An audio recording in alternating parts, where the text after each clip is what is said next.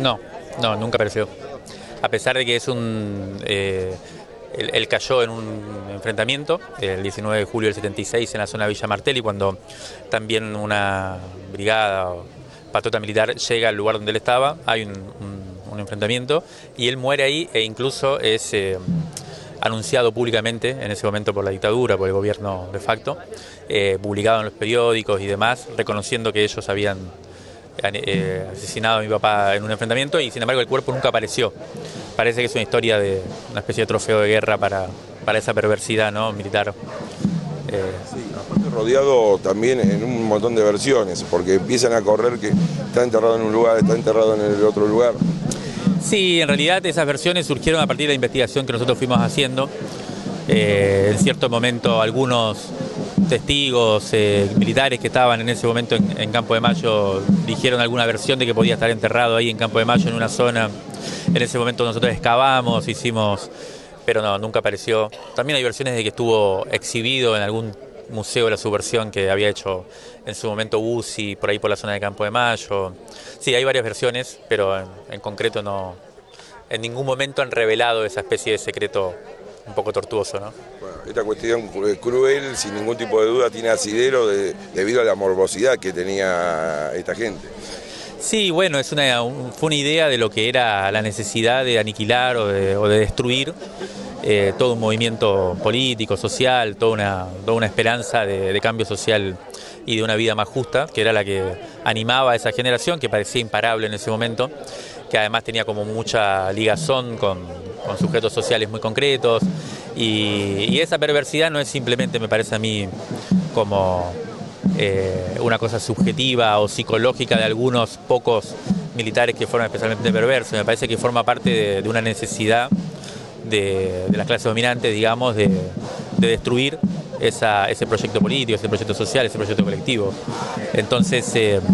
creo que habría que ver las dos cosas, ¿no? ¿Por qué un grupo de militares concretos, de jefes militares, supuestamente representantes de una institución nacional que defiende al país supuestamente de sus enemigos, tuvieron la capacidad de destruir a buena parte de un pueblo, quizás a uno de los sectores más valiosos y ricos de un pueblo, por un lado, y por otro lado, cómo esa gente no era simplemente un grupo de personas determinadas que se volvieron locos un día, sino que respondían perfectamente a la necesidad de otro sector social, que en este caso son las clases dominantes. Con respecto a la reunión del buró aquí en la Quinta de la Pastoril, ¿qué pudiste rescatar con respecto a tu padre? Porque, bueno, a ver, hay muchos interrogantes porque la historia se va reconstruyendo de a poco con varios testimonios que se van uniendo y contraponiendo. Sí, claro, es un proceso permanente y que lleva muchos años de reconstrucción, ¿no? Primero, es el gran logro del movimiento de derechos humanos en Argentina, que empezó allá mismo en la dictadura, en los mismos momentos en que estaban reprimiendo a nuestros compañeros y a nuestros padres. Ahí mismo salieron sus mamás, sus familiares a protestar, y desde ahí hasta ahora, en un proceso muy extendido que no es solo de los familiares, sino que, como decía la compañera antes, es también apropiado por un montón de gente de la sociedad, en este caso acá en Moreno por los vecinos, por los jóvenes. O sea, es un proceso social de reconstrucción de qué pasó en toda esta historia, ¿no? Y concretamente acá, las versiones que yo tengo, uno también es todo un tema reconstruir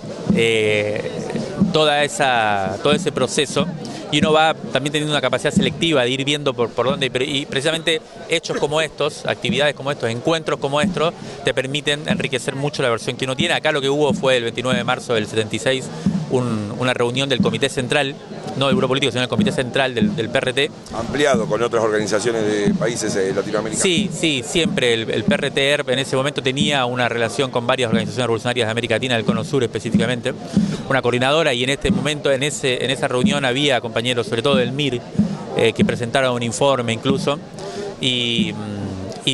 bueno, era justo a 5 días de concretado el golpe militar, o sea que era un momento de mucho peligro, era un momento particular, y en donde esto también es un poco el testimonio de esa generación que asumía el riesgo, que ponía el cuerpo